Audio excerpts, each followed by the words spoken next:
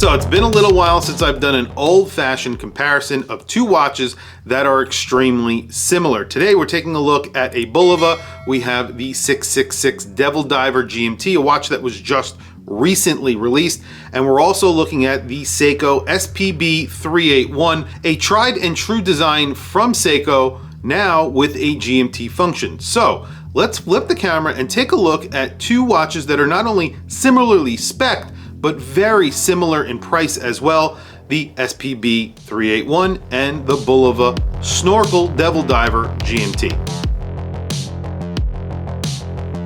So it's been a while since I've done a comparison video, and today I have two very closely spec'd watches. Both of them are GMTs. They're both diving GMTs with 200 meters of water resistance in stainless steel from two major brands. One is Bulova. The Bulova in my left hand is the Oceanographer 666 Devil Diver. That's powered by the Miyota 9075, while of course I have the SEIKO SPB381 in my right hand, that is with the green dial and green bezel, and that is powered by the 6R34. So basically both of these have new movements in them. They are 200 meter dive watches that are GMT watches as well. They both get dive style bezels. However, I believe that the Bulova is available with a GMT bezel if you want it. In fact, I think the version on the bracelet comes with a GMT bezel rather than the dive style bezel that you are getting on this version, which comes on a strap. This is the fully lumed white dial, and this gets a PVD coating. It's sort of a gunmetal color on the case and on the buckle, and it comes on this gray strap. The price on this is $1,295, while the price on this watch is around $1,500. However, this does come on the bracelet. This on a bracelet is around $1,350, so it's a little bit less money. However, I'm not sure that the bracelet is as nice as the bracelet on this watch. I have not yet seen the bracelet. However, Bulova have been upgrading a lot of their bracelets on their watches, so hopefully they have done the same for this watch, for that Devil Diver. I will be getting one of those here on my channel currently. If you want the Bulova on a bracelet, it is only available in gold or stainless steel, and the stainless steel is with that Pepsi bezel, so the blue and red bezel with a blue dial. The SEIKO is currently only available with a green or black setup, so either a black bezel with black dial or green bezel with green dial. That's currently what they are offering. There is some differences in the size on these watches. So this is a 42 millimeter watch. It measures in around 42 and change. That is the SEIKO. The Bulova is around a 41 millimeter watch, so it's around 41 and a half millimeters. It does wear a little bit smaller than the SEIKO. At the bezel, it's about 40 millimeters. It is thicker though, so it's just under 14 millimeters thick at around 13 and a half millimeters, while the SEIKO is just over 12 millimeters thick. The lug to lug is 46 millimeters on the Bulova, while on the SEIKO it's around 47 millimeters, just about 48 millimeters. So there's a big difference in the lug to lug and the thickness on these watches. Also, the crowns are very similarly sized as well. You have a 6.5 millimeter crown on the SEIKO, which is unsigned, and then you have a signed crown on the Bulova, and that is in, I think, 6.1 millimeters, so somewhere around there.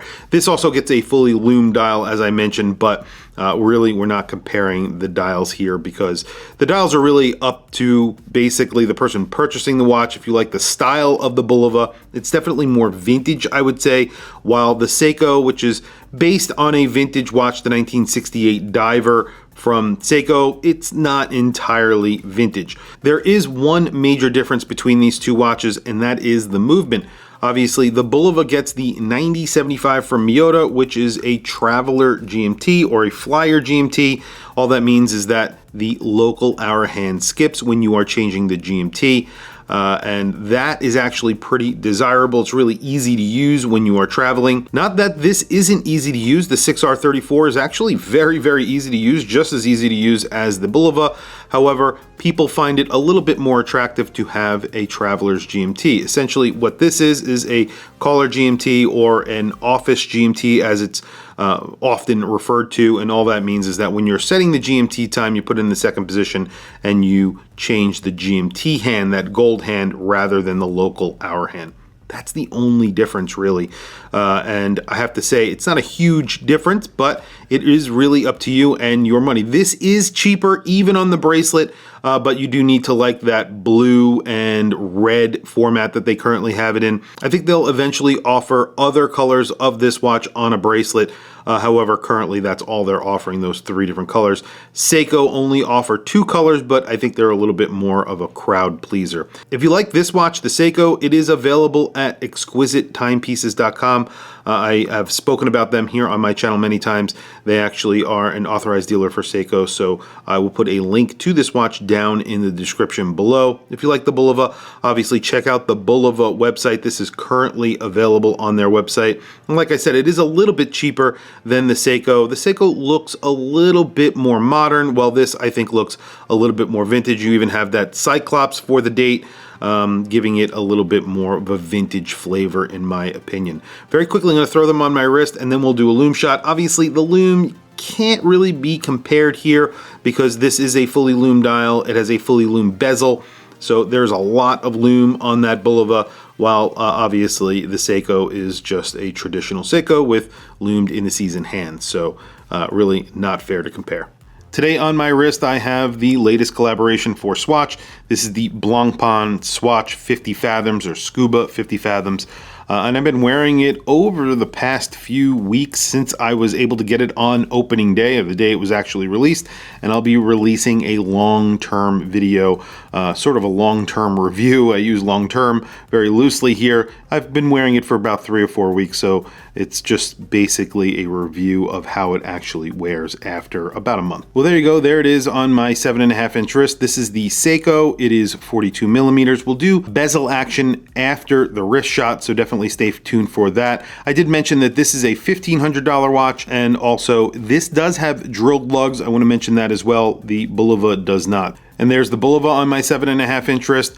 One of the things that this features that the Seiko does not is obviously that crown is signed, and you do get quick release on the bracelet. So there is quick release on this strap, and I believe their bracelets now have quick release as well. So that is something that Seiko is still not doing, although you do get those drilled lugs.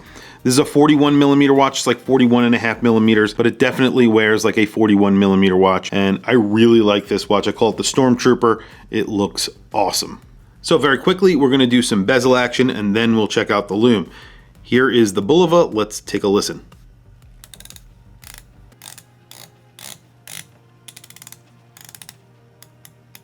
Sounds really good, feels really good. Obviously, this is a dive style bezel, so all in all, I think the Bulova has really good bezel action. There's no wobble, it doesn't move. Very, very good. And here is the Seiko. This is the SPB381.